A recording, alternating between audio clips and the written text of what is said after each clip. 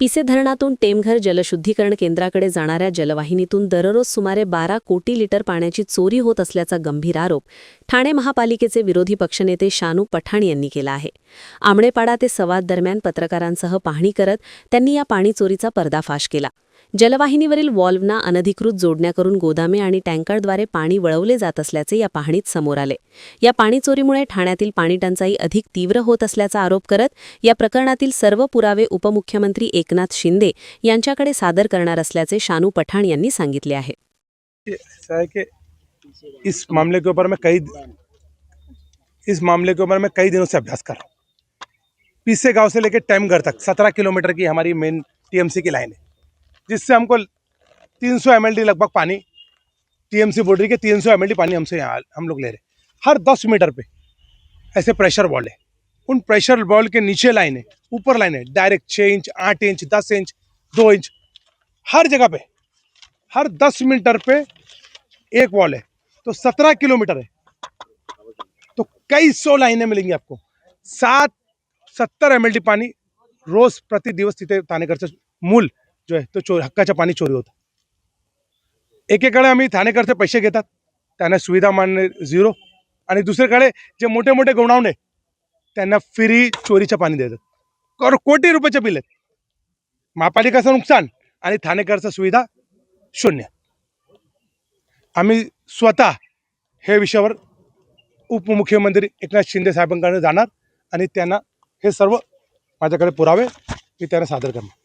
त्याला जबाबदार कोण आहे? शानूभाई, जर आपण महापालिका एकीकडे पाहिलं तर घोडबंदर असेल, कळवा, मुंब्रा, दिवा या ठिकाणी मोठ्या प्रमाणात पाणी टंचाई आहे. टँकरनी पाणी पुरवठे जातात. हे टँकर बघतात ना, कुठे टँकर? दुसरीकडे अशा प्रकारे हे बघा. टँकर माफिया सक्रिय झाली आहेत, पाणी चोरी होते. अरे मेन लाईन वर पाण्याची 6 इंची 8 इंची लाईन आहेत. टँकर काय हर एक 10 मीटरवर काही लाईन आहेत. ते पाणी कुठे जातात? कोणी गोरगरिबांना नाही जात नाही. कमर्शियलला तिथे ईटची फॅक्टरी आहेत, भट्टी आहेत, बडे मोठे गोदाऊन आहेत, मोठे मोठे लॉजिस्टिक आहेत. कोटी रुपयाच्या महापालिकेचं नुकसान होतात. एकाकडे कोटी रुपयाचं महापालिकेचं नुकसान, दुसरीकडे ते घोडबंदर, कलवा, मुंब्रा, ठाणे पाण्याची समस्यामध्ये जुळतात. काय परिस्थिती आहे तुम्हाला माहित आहे ना. कुठेही पानी नहीं. 70 mld पानी लेने का अगर हम बचाते तो हमको थानेकर को जो है तुरंत इस पानी की जो गर्मी में आने वाली हमको समस्या कम होगी. और ऐसा ही MIDC और स्टेम ये सब जगह पे मुख्य लाइनों पे बड़ी मेन लाइनों पे बड़ी लाइनें इलीगल मार दी गई और कमर्शियल हो गई नहीं. लाखों लिटर पाणी चोरीला जात आहे. आपण चोरीचा गुन्हा दाखल करणार आहात? लाखों नहीं, कोटी लिटर. 1 mld जो पानी होता है वो 10 लाख लीटर होता है. तो 70 mld पानी 7 करोड़ लीटर. ये खाली TMC का है. MIDC आणि स्टॅमच्या अजून आहेत. एक हफ्ते से मैं ये तीनों जगह पे कंटिन्यू जा रहा हूँ. जब से थानेकर को पानी की समस्या है, घोड़बंदर, कलवा, मुंब्रा, थाना, दिव्या, इन सभी जगहों पे मैं खुद जाके सुबह 6 बजे देख रहा हूँ.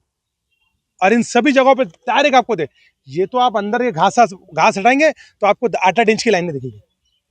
ये मोटी लाइन मुख्य रोडवर तुम्ही देखला ना काय परिस्थिति. मुख्य रोडवर है. यहाँ से आप ये लाइन को पकड़ते हुए चले जाइए, जहां तक आपको जाना है वहां तक आपको हर प्रेशर बॉल के ऊपर, हर मेन लाइन के ऊपर 6 इंच, 2 इंच, 8 इंच की लाइनें मिलेंगी, जिससे करोड़ रुपए सेक्शन आ रहा है. याला जबाबदार नेमकं कोण? महापालिका, ठाणे महानगरपालिकेचे हे जबाबदारी आहेत. ठाणेकरला मूल सुविधा देण्याचे ते बंधनकारक आहे. कुठे देतात?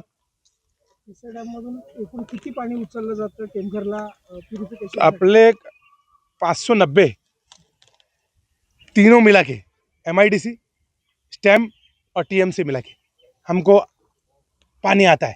लेकिन एक ही जगह से 70 mld पानी रोज चोरी हो रहा है. और ऐसा 3 जगह से कितना हो गया? सुखिए 7 करोड़ लीटर एक जगह से पानी चोरी हो रहा है. ऐसा MIDC से चोरी हो रहा है. आप MIDC कडे मुख्य रोडवर जा, मेन लाईनवर टेपिंग आहे आणि हे स्टॅमवर चोरी होते. सर, पाणी पुरवठा विभागातले अधिकारी मी स्वतः जाणार उपमुख्यमंत्री एकनाथ शिंदे साहेबकडे. स्वतः मी जाणार आणि हे पुरावे त्यांना सादर करणार. संबंधित प्रशासनाला याची कल्पना असेल किंवा अरे त्यांचं कल्पना संगनमत असू तुम्ही शकतं असं वाटतं. समजून घ्या ना, मी आहे ना, मी अपोजिशन लीडर, मला माहित पडलं ना हे किती हर 1 मीटरवर टेपिंग आहेत आणि एक नाही 4, 5, 6. तुम्ही एक ठाणेकरच्या हक्क मारतात ना, आणि गोरगरिबांना पाणी नाही येत आणि ते कमर्शियलसाठी पाणी कुठं जाणार ठाणेकर? पाणी चोरीची वसुली नेमकं मग आता कोण करते? मी उद्या महासभांना माझा मुद्दा बोलणार. हे तुम्हाला स्पॉटवर जे आहे ते परिस्थिती तुम्हाला दाखवून देईल. ओके चला थँक्यू.